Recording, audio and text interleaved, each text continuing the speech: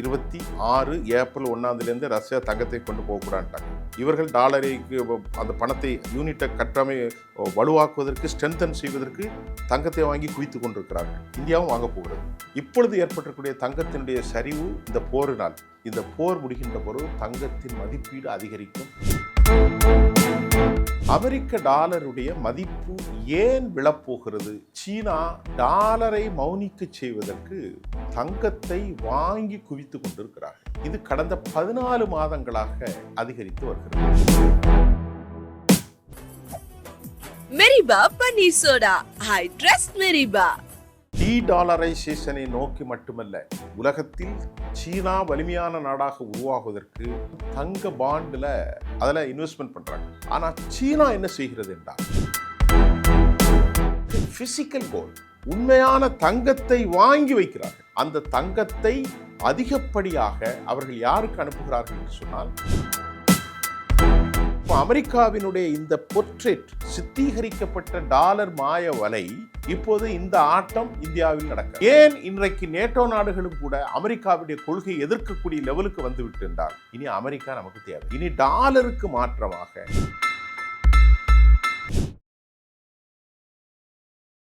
Sir வணக்கம் sir. கோல்டை பற்றி நம்ம ஏற்கனவே பேசியிருந்தோம். பெரிய வரவேற்பு பார்வையாளர்கள் மத்தியில் இருந்துச்சு. இப்போ குறிப்பாக வந்து அமெரிக்காவுடைய டாலர், இந்த டாலரை வீழ்த்துவதற்கு ரஷ்யா ஒரு ராஜதந்திரமான சில வேலைகள் செய்வதாக சில செய்திகள் வரதை பார்க்க முடியுது. இன்னும் சில மாதங்களில் டாலருடைய மதிப்பு ரொம்ப கீழே போயிடும். அந்த மற்ற, அதாவது யூவான், மற்ற பிரிக்ஸ் நாடுகளுடைய அந்த பணத்தை வந்து ஒரு ராஜதந்திர வியூகத்தில் ரஷ்யா கை நகர்த்துவதாக வருது. இப்போ இந்த டாலருக்கு எதிராக ரஷ்யா என்ன வேலைகள் செய்கிறாங்க சார்? அதில் இந்த ஈரான் போர் எந்த வகையில் பயன்படுத்துது? டாலரைசேஷன் அப்படிங்கிறத நோக்கி இன்றைக்கு உலகம் நகர்ந்து கொண்டிருக்கிறது. இதில் எந்த அளவுக்கு உண்மை இருக்குது? ஃபினான்சியல் டைம்ஸ், எக்கனாமிக் டைம்ஸ், உலகத்தில் இருக்கக்கூடிய குளோபல் டைம்ஸ், இந்த செய்திகளுடைய தமிழாக்கத்தை நான் உங்களுக்கு தரப்போகிறேன். அதில் டாலர் என்றால் என்ன? அமெரிக்காவினுடைய வலிமையான ஒரு பணம். இந்த பணம் இன்றைக்கு வரைக்கும் உலகத்தை ஆண்டு கொண்டிருக்கிறது. இதை முன்னோக்கித்தான் அமெரிக்கா பல போர்களை நடத்துகிறார்கள். அதற்கு ஒரு உதாரணமாக நாம் சொல்வது எல்லாமே ஆதாரத்தோடு இருக்க வேண்டும். அமெரிக்க ஜனாதிபதி சொன்னார், போன வாரம் அல்ல, ஒரு 4 நாள் 5 நாளுக்கு முன்பு, அவர் வந்து உளறலில் உச்சக்கட்டத்தில் உள்ளவர். நான் ஈரானின் எண்ணெய்க்குத்தானே போராட போகிறேன். அவர் என்ன சொன்னார்? ஈரானுடைய எண்ணெயை காவு கொள்வதற்குத்தானே நாங்கள் போராட போகிறோம் அப்படின்னு உண்மையை சொல்லிட்டார். அப்போ அவர்களுடைய அணு ஆயுதம் இல்லை என்பது உங்களுக்கு தெரிந்து விட்டது. சரி, இப்பொழுது அமெரிக்க டாலருடைய மதிப்பு ஏன் விழப்போகிறது என்ற கேள்வி உங்களுக்கு எழும். தங்கத்தை பற்றி நான் பேசி கொண்டிருக்கிறேன். தங்கத்தோடு இதையும் இணைத்துத்தான் பேச வேண்டும். அது அல்லாமல் டாலரைசேஷன், டாலரைசேஷன் அது வந்து சாத்தியமில்லை. அமெரிக்க டாலர் ஒருவருடைய கையிருப்பில் எவ்வளவு இருக்கிறதோ அதுதான் அவர்களுடைய மிக முக்கியமான வளம். ஃபாரெக்ஸ் ரிசர்வ் கேஸ் என்று சொல்வார்கள். அந்நிய செலவாணி கையிருப்பு ஒரு நாட்டை நிர்ணயிக்கிறது. அந்நிய செலவாணி கையிருப்பு நம் நாட்டில் ஒரு 650 பில்லியன் டாலர் கையில் இருக்கிறது. அது கூட டாலருடைய மதிப்பீடு தான், நல்லா கவனித்துக் கொள்ளுங்கள். ரூபாய் என்று எங்கு சொல்ல மாட்டோம். 650 700 பில்லியன் டாலர். சீனாவினுடைய கையிருப்பு 3500 4000 பில்லியன் டாலர், அதுக்கு மேலே இருக்கும். அப்படித்தான் இந்த டாலரை வைத்துத்தான் சந்தைப்படுத்தப்படுகிறது. டாலரை வைத்துத்தான் இப்பொழுது முதன்மைப்படுத்தப்படுகிறது. சமீப காலமாக சீனாவினுடைய யுவான், சீனா வந்து ஃபிபிஓசி என்று சொல்லக்கூடிய பப்ளிக் சீன வங்கித்துறை வந்து டாலரை மௌனியாக்குவதற்கு, யுவானுடைய செயல்பாட்டை அதிகரிப்பதற்காக நிறைய திட்டங்களை அவர்கள் வகுத்திருக்கிறார்கள். அந்த திட்டத்தில் 15வது திட்டம் என்பது உலகமயமாக்குதலில் டாலரை தாண்டி யுவானை உலக தரம் வாய்ந்த ஒன்றாக மாற்றுவதுதான் இந்த 15வது அம்ச திட்டம். அதாவது ஏற்கனவே 1976களில் மாற்றம் கொண்டு வந்த ஒரு புதிய பொருளாதார கொள்கை வரைக்கும் அவர்களிடத்திலே சென்றது. 1990 வரைக்கும் இந்திய பொருளாதாரத்தின் சமநிலையில்தான் இருந்தார்கள். இந்த 35 ஆண்டுகளில் தான் அவர்களுடைய இந்த பயங்கரமான வளர்ச்சி. இப்போது இந்த 15வது திட்டத்தில் உலக பொருளாதாரத்தில் அவங்களுக்கு நிறைய திட்டங்கள் உண்டு. அதில் ஒரு திட்டம், முக்கியமான திட்டம், டாலருக்கு மாற்றாக உலகத்தில் யுவானை கொண்டு வருவது. சரி, இப்போது அதற்கான நடவடிக்கைகள் என்ன என்று நாம் பார்ப்போம். நமக்கு கிடைத்த ஒரு தகவலில் சீனா டாலரை மௌனிக்க செய்வதற்கு தங்கத்தை வாங்கி குவித்து கொண்டிருக்கிறார்கள். இது கடந்த 14 மாதங்களாக அதிகரித்து வருகிறது.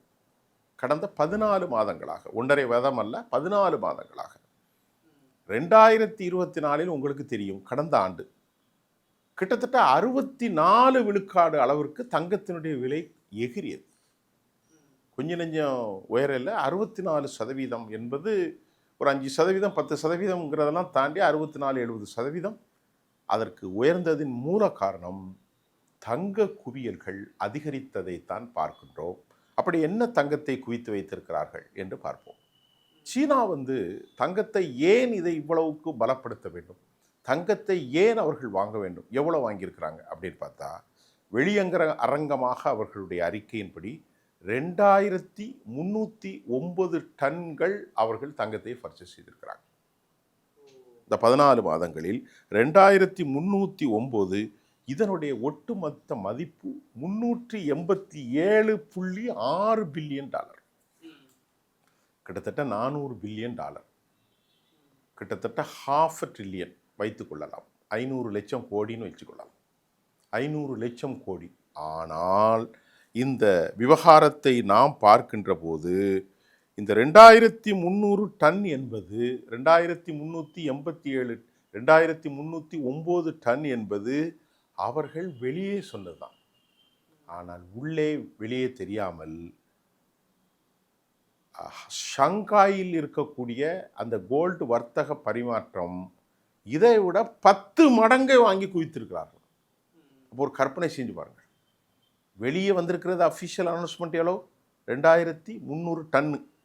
ஆனால் ஒரு 10,000 டன்னு 15,000 டன்னுக்கு அளவுக்கு அவர்கள் தங்கத்தை வாங்கி குதித்ததன் விளைவாக அமெரிக்காவுடைய டாலரை மௌனிக்க செய்வதும், ஒரு நாட்டினுடைய பணவீக்கம், ஒரு நாட்டினுடைய அளவு, ஒரு நாட்டுடைய செல்வம் தங்கத்தால் தான் அளவிடப்படுகிறது.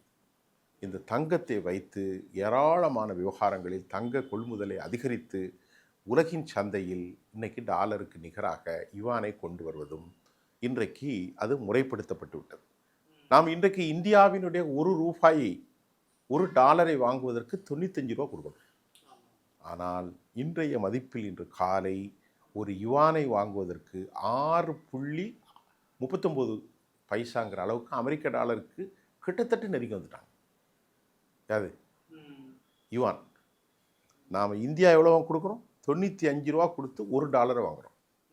இந்தியாவுடைய பணம் உலகத்திலே ஒரு மதிப்பீடு இல்லாத ஒரு காசாக மாறிப்போச்சு. அப்படி தான் வந்துக்கிட்டு இருக்கு. நம்முடைய பிரைம் மினிஸ்டர் சொன்னதெல்லாம் நடக்கலை. இங்கே அதிகமாக இம்போர்ட் பண்ணுறவங்களை எக்ஸ்போர்ட் பண்ணுறவங்களுக்கு லாபம், இம்போர்ட் பண்ணுறவங்களுக்கு பெரிய கஷ்டம். 60 ரூபா 55 ரூபா கொடுத்து ஒரு பொருளை இம்போர்ட் பண்ணுற நிலையில் இப்போ 95 ரூபா கொடுத்து வாங்கணும்.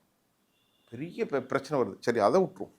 இப்போ என்ன பிரச்சனை அப்படின்னா, சீனாவுடைய பணம் $6.39 சீனா யுவானாக டாலருக்கு எதிராக வீழ்ச்சி அடைந்திருக்கிறது. டாலர் சீனா 50 ரூபா 50 யுவான் கொடுத்து வாங்குறது இல்லை, 40 யுவான் கொடுத்து வாங்குறது இல்லை.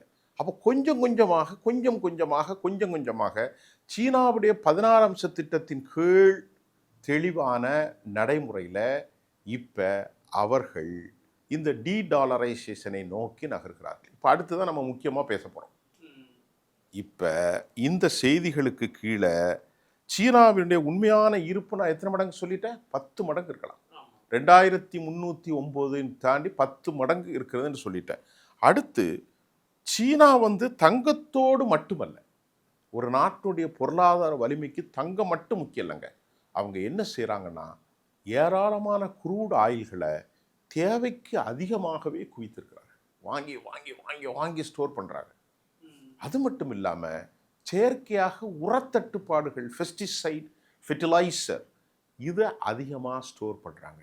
ஏனென்றால் உலக அளவிலே அக்ரிகல்ச்சர் கிரைஸ் வந்துச்சுன்னா, ஃபசலினுடைய தட்டுப்பாடு வந்து விட்டால், ஏன்னா உக்ரைன்லேருந்து தான் உரம் போகணும். உரம் உக்ரைனில் இல்லை. இப்பொழுது உக்ரைன் தான் 4 வருஷமாக நாசமாக போய் கிடக்க. நம்ம நாட்டுக்கு வந்த பருப்பு உறுப்பு எல்லாமே போச்சு.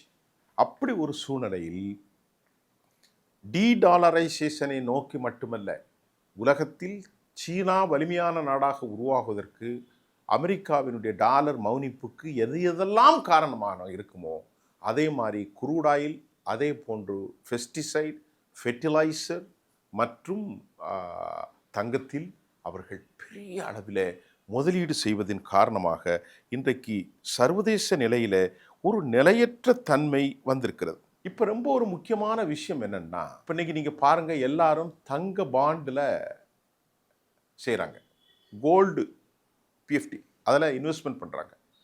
ஆனால் சீனா என்ன செய்கிறது என்றால், காகிதத்தில் அந்த இன்வெஸ்ட்மெண்ட் இருக்கக்கூடாது அப்படிங்கிறதுக்காக அவர்கள் ஃபிசிக்கல் கோல்டு, உண்மையான தங்கத்தை வாங்கி வைக்கிறார்கள். அது ஒரு முறை, நல்லா கவனித்துக் கொள்ளுங்கள்.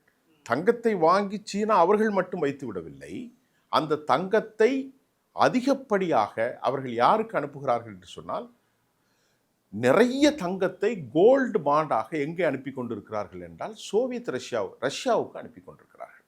அதற்கு காரணம் என்ன? ஒரு கேள்வி உங்களுக்கு வரும். ரஷ்யாவுக்கு ஏன் வருகிறது என்ற ஒரு கேள்விக்கு இப்போது டாலருடைய விஷயங்களை நாம் பார்ப்பதற்கு முன்பு இந்தியா, ரஷ்யா, சீனா, பிரேசில் மற்றும் தென்னாப்பிரிக்கா சேர்ந்து ஒரு பிரிக்ஸ் கூட்டமைப்பை ஏற்படுத்தியிருந்தார்கள். இந்த பிரிக்ஸ் கூட்டமைப்பின் மூலமாக யூனிட் என்கின்ற ஒரு பிரிக்ஸ் யூனிட் என்கின்ற ஒரு கரன்சி அறிமுகப்படுத்தது கடந்த அக்டோபரில், 25 அக்டோபரில். அப்படி வருகின்ற போது இந்த நாடுகள் அனைத்தும் இனி எதனை பயன்படுத்த போகிறார்கள்? டாலருக்கு பதிலாக பிரிக்ஸ் யூனிட் காயின்ஸை தான் பயன்படுத்த போகிறார்கள். நல்லா கவனிங்க. உலகத்தில் அதிகமாக குரூட் பயன்படுத்துகிறது யார்? சீனா, இந்தியா, அமெரிக்கா, அடுத்து ரஷ்யா வரணும் வைங்களேன். இப்போ இதில் முக்கியமான நாடுகள் யார்? இதில் இருக்கக்கூடிய நாடு இந்தியா, ரெண்டாவது யார்? சீனா, மூணாவது பிரேசில் முக்கியமான நாடு, நான்காவது ரஷ்யா, ஐந்தாவது சவுத் ஆப்பிரிக்கா. இந்த இந்த டீடாலரைசேஷனுக்கு அவர்கள் முக்கியத்துவமாக பெட்ரோல் வர்த்தகத்தை இனி ரூபாயிலே பண்ணிக்கொள்ளலாம். நாம் இனி டாலரில் பண்ணணுங்கிற தேவையில்லை. இந்தியா அப்படித்தான் ஆக போகிறது. அப்படி வரும்போது இந்தியாவில் அதிக உற்பத்தியாகக்கூடிய, அதிக இம்போர்ட் பண்ணக்கூடிய ஈராக்கில் இருந்து என்ன செய்ய போகிறாங்க? இனி யூனிட்டை பயன்படுத்த போகிறாங்க. எந்த யூனிட்டை? இந்த பிரிக்ஸ் யூனிட்டை. பிரிக்ஸ் யூனிட் எப்படி கணக்கிடப்படுது என்றால், இந்திய பணத்தை கொடுத்து நாம் பெற்றுக்கொள்வோம். நாம் வர்த்தகத்தை ஈராக்கில் இருந்தோம், நாம் இம்போர்ட் பண்ணக்கூடியது சவுதியில் இருந்தோம். இனி ஒரு நார்மலைசேஷன் ஆகும்போது நாம் ஆயிலை எடுத்துக்கொள்வோம். அதே மாதிரி இப்போ இன்றைக்கி ரஷ்யாட்டேருந்து நம்ம வந்துக்கொள்வோம். அது எப்படி கணக்கிடப்படுகிறது என்றால் பிரிக்ஸ் யூனிட்டில் கணக்காகும்.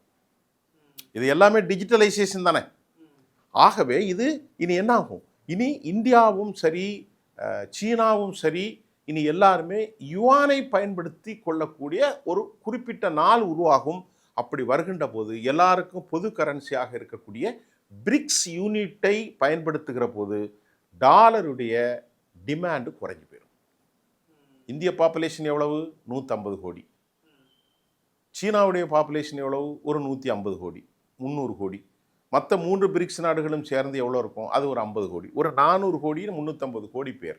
உலக பாப்புலேஷனில் பாதி பேர் சீன நாயன்களையோ பிரிக்ஸ் யூனிட்டையோ பயன்படுத்தினால் என்ன ஆகும்?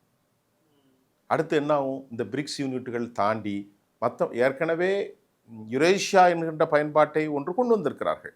அதே போன்று யூரோப்பா நாட்டில் கூட இன்னைக்கு அது மதிப்பீடு இப்போ ஏறிதான் இருக்கு. அப்படி பார்க்கின்ற போது அதிக பயன்பாட்டினுடைய தேவைகளை டீடாலரைசேஷன் என்ற ஒரு கருத்துருவாக்கத்திற்கு உலகம் விடுகிறது. இன்னைக்கு அமெரிக்காவினுடைய பொருளாதாரம் $32 டிரில்லியன், சீனாவினுடைய 2வது பொருளாதாரம் $18 to 19 டிரில்லியன். மூன்றாவதாக நல்லா கவனித்துக் கொள்ளுங்கள், மூன்றாவதாக பிரான்ஸ் இருக்குது, ஜப்பான் இருக்குது, அப்புறம் நம்ம நாடு 4வது நாடெல்லாம் விட்டோம். இப்போ இது எல்லாத்தையும் நீங்கள் கவனித்து பாருங்கள். $32 டிரில்லியன் சமமாக இந்தியாவும் ரஷ்யாவும் அதே போன்று மற்ற நாடுகளும் இந்த யுவானை பயன்படுத்துகிற ஒரு கால சூழ்நிலை வந்துவிட்டால் ஆட்டோமேட்டிக்காக டாலருடைய தேவை குறைந்து போய்விடும். இதனால் என்ன செய்கிறாங்க, IMF, WEF போன்ற அமெரிக்க சார்புடைய அமைப்புகள், இன்டர்நேஷ்னல் மானிட்டரி ஃபண்ட், WEF, இந்த ரெண்டும் என்ன செய்கிறாங்கன்னா, இனி வரக்கூடிய நாட்களில் லிக்விட் கேஷுங்கிற அளவிற்கு டாலரை பயன்படுத்துவது ஆபத்தானது என்பதை உணர்ந்து டிஜிட்டல் கரன்சி மூலத்தை அவர்கள் முன்னோக்கி செல்கிறார்கள். சர்வதேச எக்ஸ்பர்ட்ஸ் என்ன சொல்கிறாங்க, இப்படி டிஜிட்டல் டாலரை பயன்படுத்துவதன் மூலம் ஸ்விஃப்ட் என்கின்ற ஒரு திட்டத்தின் மூலமாக உலகத்தில் உடனடியாக டாலரை பயன்படுத்துபவர்களுக்கு நெருக்கடிக்கு உள்ளாக்கலாம், அவருடைய பொருளாதாரத்தை சீர்குலைப்பலாம். டாலரை பயன்படுத்தவில்லை என்றால் பயன்படுத்தினாலும் அவர்கள் போக முடியாத அளவிற்கு செய்யலாம். இதை நோக்கித்தான் WEF மற்றும் IMF போன்ற அமைப்புகள் முன்னேறுகின்றன என்ற ஒரு பிரச்சனைகளும் வந்திருக்கிறது. இப்போது இந்த போருக்கு இப்போ நீங்க ஒரு அமெரிக்கா இதுவரைக்கும் தாக்குப்பிடித்து நின்ற காரணம் என்ன? 1937களுக்கு பின்புதான் அரபு நாடுகளிலே செல்வம் வளம் கொளித்தது. அந்த செல்வம் வளம் கொளிப்பதற்கு பின்பு அமெரிக்கா ஒரு அக்ரிமெண்ட்டை போட்டாங்க. எப்போ? 1970s after. என்ன போட்டாங்கன்னா வேற ஒன்றும் இல்லை, இனி மத்திய தரைக்கடல் நாடுகளில் குவிக்கப்படும் செல்வங்கள், டிரான்சாக்ஷன், அவர்களுடைய எல்லாமே எதில் வரணும்? டாலரில். இன்றைக்கு அந்த டாலர் இன்றைக்கு ஒரு மோசமான நிலையை அடைந்திருக்கிறது. அது இந்த ஈரானுடைய போர் நடக்கின்ற முடிவுகளில் அது பெரிய சிக்கலாகும். இப்பொழுது இன்னொரு சிக்கல் என்னவென்றால், கடாஃபியை ஏன் வீழ்த்தினார்கள்? சதாம் ஹுசைனை ஏன் வீழ்த்தினார்கள்? அவர்கள் டாலர் பயன்பாட்டுக்கு எதிராக இருந்தார்கள். இப்போ அமெரிக்காவினுடைய இந்த பொர்ட்ரேட், சித்தீகரிக்கப்பட்ட டாலர் மாய வலை, இப்போது இந்த ஆட்டம் இந்தியாவில் நடக்காது, இந்த ஆட்டம் சீனாவில் நடக்காது, இந்த ஆட்டம் ரஷ்யாவில், பிரேசில் மற்றும் சவுத் ஆப்பிரிக்காவில் நடக்காது, நடக்க முடியாது. ஏன் இன்றைக்கு நேட்டோ நாடுகளும் கூட அமெரிக்காவுடைய கொள்கையை எதிர்க்கக்கூடிய லெவலுக்கு வந்துவிட்டு என்றால், நேட்டோவிலே கேமரும் சரி, இம்மானுவேல் மேக்ரானும் சரி, மெலோனியும் சரி, எல்லாரும் முடிவு செய்து விட்டார்கள், இனி அமெரிக்கா நமக்கு தேவையில்லை. விளைவு என்ன வரும்? இந்தியாவோடு உருசுலா வந்தாங்க, ஒரு அக்ரிமெண்ட் போட்டு போயிட்டாங்க யூரோப்பியன் யூனியனோட. பார்த்தீங்களா? அதுக்கு பிறகு தான் அமெரிக்கா டிக்ளைன் ஆச்சு. இனி டாலருக்கு மாற்றமாக யுவானை பயன்படுத்துவார்கள். அவர்கள் ஐரோப்பியாவில் அவர்களுடைய ஒரு கரன்சியை பயன்படுத்த போகிறார். மத்திய கிழக்கில் பெரும்பான்மையான நாடுகளாக இருக்கும் சீனாவும் இந்தியாவும் பிரிக்ஸ் யூனிட்டை பயன்படுத்த போகிறார்கள். அதாவது பிரிக்ஸ் யூனிட் என்றால் ஒவ்வொரு நாடுகளும் அவர்களினுடைய சொந்த கரன்சியை பயன்படுத்திடுவார்கள். அது எப்படி கணக்கிடப்படும் சர்வதேச அளவில்? பிரிக்ஸ் யூனிட்டில் வந்துடும். நாம் ஒரு 100 பேரல் வாங்குறோம்னா இந்திய பணத்தை கொடுப்போம், அதனுடைய மதிப்பீடு பிரிக்ஸ் யூனிட்டில் வந்துடும். இதன் விளைவாகத்தான், நல்லா புரிந்து கொள்ளுங்கள், இன்று எத்தனாம் தேதி? 1ஆம் தேதி. இன்னைக்கு தானே 1ஆம் தேதி. இன்றிலிருந்து ரஷ்யாவில் தங்கத்தை யாரும் எடுத்து போகக்கூடாது. நான் ஏற்கனவே பேசியிருக்கேன்னு நினைக்கிறேன். ஏன் போகக்கூடாதுன்னால், 40% தங்கமாகவும் மீதி 60% வேறு விதமாகவும் முறையீடு செய்வதற்கு இந்த பிரிக்ஸ் கூட்டமைப்புகள் முடிவு செய்து விட்டார்கள். ஆகவே தங்கத்தினுடைய அளவை கூட்டி கொண்டிருப்பதன் காரணம், பிரிக்ஸ் யூனிட்டை வலுப்படுத்தி உலகம் முழுவதும் டாலரைசேஷன், டாலர் இல்லாத வர்த்தகத்தை, யுவானை வலுப்படுத்துவதற்குத்தான். பொது கரன்சி யுவான் தான். இப்போ பொருளாதாரத்தில் பார்க்கின்ற போது இந்தியாவும் இல்லை, ரஷ்யாவும் இல்லை. இப்போ யுவானை தான் வலுப்படுத்தணும். அப்போ டாலருக்கு மாற்றமாக யுவான் தான் வரப்போகிறது. ஆகவே தான் இந்த 10 மடங்கு, வெளியே சொல்லுகிற மடங்கு எவ்வளோ சொல்லியிருக்கிறாங்க? 16 மாதத்தில் 2309 டன் பர்ச்சேஸ். ஆனால் 10 மடங்கு இருக்கும் என்று சொல்லப்படுகிறது. அது 15,000 டன்னாகவும் இருக்கலாம், 18,000 டன்னாகவும் இருக்கலாம், வெளியே தெரியாது.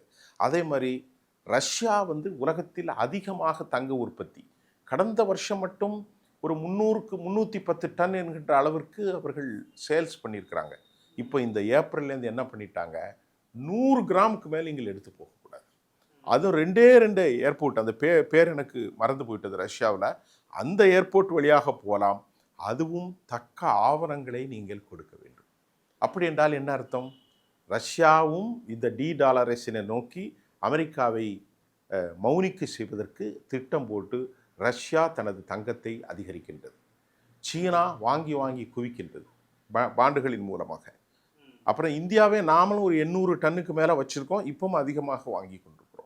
இந்த 3 தேசங்களோடு பிரேசில் இணைகின்ற போது, அநேகமாக இந்த போர் நடக்கின்ற போது டாலருடைய விவகாரம் ஒரு மௌனப்படுத்தக்கூடிய ஒரு முக்கியமான ஒரு விஷயத்தில் வந்துடும்.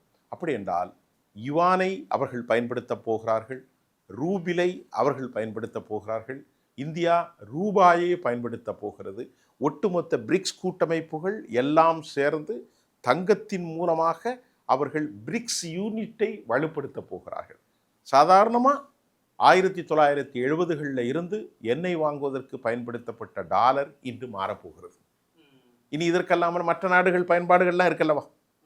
மற்ற நாடுகளின் வடகொரியா இருக்குது இவர்களுக்கு, அப்புறம் நேட்டோ நாடுகளில் ஒரு இணக்கம் இல்லாத சூழ்நிலை இருக்குது, ஆப்பிரிக்க நாடுகள் நிறைய இருக்குது. இனி எல்லாரும் என்ன செய்வாங்க? எதை பயன்படுத்த போகிறாங்க? டாலர் பயன்படுத்த மாட்டாங்க. அப்போ டாலர் பயன்படுத்தப்படாத நேரத்தில் பிரிக்ஸ் கூட்டமைப்பினுடைய இந்த நோக்கம் நிச்சயமாக ஒரு பெரும் விஷயத்தை தரப்போகிறது. இதன் மூலமாக இறையாண்மை கொண்ட ஒரு ஃபினான்சியல் சாவரனிட்டி, ஒரு பாதுகாப்பை நோக்கி உலகம் போகிறது. இதில் மிக முக்கியமாக தேவை 2022 உலகத்தில் பயன்பாட்டில் 2022 20% இருந்த சீனாவினுடைய யுவானுடைய பயன்பாடு 2022 எவ்வளோ இருந்துச்சு? இப்போ எவ்வளோ இருக்குது தெரியுமா? 30% ஆயிரும்.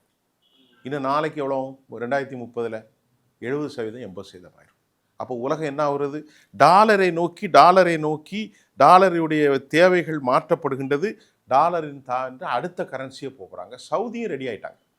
சவுதியும் டாலர் இல்லாத ஒரு பயன்பாட்டிற்கு இப்போ முக்கியமாக சவுதி, ரஷ்யா, இந்தியா, சீனா வேலை முடிஞ்சுதா? அப்போ இனி என்ன நடக்க போகிறதுனா, டாலரின் மதிப்பு இந்த நிலைத்தன்மை அற்று போக போகிறது. இரண்டாவது மிக முக்கியமான ஒரு செய்தியை நான் சொல்லி முடித்து விடுகிறேன் என்று நான் நம்புகின்றேன். டாலருடைய ஆதிக்கம் இந்த போருக்கு பின்னால் அது மடிய போகிறது. காரணம், அமெரிக்காவுடைய பொருள்களுக்கு இனி பெரிய மவுஸ் இருக்காது. மத்திய தரைக்கடலில் நான் 300 லட்சம் கோடி ரூபாய் இன்வெஸ்ட் பண்ணியிருந்தாங்க 3 பேரும். நான் பலமுறை சொல்லியிருக்கேன். அந்த பணத்தினுடைய இதுகளெல்லாம் ரிவர்ஸ் பண்ண போகிறாங்க. அதை மறுபடி என்ன செய்யலாம், யாது செய்யலாங்கிற ஒரு நோக்கத்திற்காக அவர்கள் செல்ல போகிறார்கள். அந்த நடவடிக்கையை மறுவரை செய்யும்போது அமெரிக்காவினுடைய இராணுவ களஞ்சிய ஆயுதங்கள் மறுபரிசீலனை செய்யப்படும். அமெரிக்காவுடைய எக்கனாமி டிக்ளைன் ஆகும். உலக பயன்பாட்டில் டாலருடைய நிலை மாறி பிரிக்ஸினுடைய யூனிட்டாக மாறப்போகிறது, யுவானாக மாறப்போகிறது. என்னுடைய சிறிய மூளைக்கு நான் ஒன்றை சொல்கிறேன், இந்த நேயர்களுக்கு சொல்லிடும், அடிக்கடி சொல்லிக்கிட்டே தான் இருக்கேன். தங்கத்தை வாங்கி குவித்தால் தங்கம் என்ன ஆகும்? மதிப்பு ஏறிட்டு தான் போவோம். அப்போ நம்ம என்ன செய்யணும்? தங்கத்தை வாங்குவோம். அதோட முடிச்சிடும். நேயர்களுக்கு சொல்லிடுங்க. ரஷ்யா ஏற்கனவே தங்கத்தை வாங்கி குவிச்சிட்டாங்க, இன்னைலேருந்து தடை பண்ணிட்டாங்க. 1ஆம் தேதி 26 ஏப்ரல் 1ஆம் தேதியிலேருந்து ரஷ்யா தங்கத்தை கொண்டு போகக்கூடாதுட்டாங்க. இவர்கள் டாலரைக்கு அந்த பணத்தை யூனிட்டை கட்டாமை வலுவாக்குவதற்கு, ஸ்ட்ரென்தன் செய்வதற்கு தங்கத்தை வாங்கி குவித்து கொண்டிருக்கிறார்கள். இந்தியாவும் வாங்க போகிறது. இப்பொழுது ஏற்பட்டிருக்கக்கூடிய தங்கத்தினுடைய சரிவு இந்த போரினால், இந்த போர் முடிகின்ற பொருள் தங்கத்தின் மதிப்பீடு அதிகரிக்கும். சொல்லவும் பயமாக இருக்குது, ஒன்றை நம்பி வாங்கினேன்னு சொல்லிடக்கூடாது. தங்கம் என்றைக்கும் தங்கம் தான்.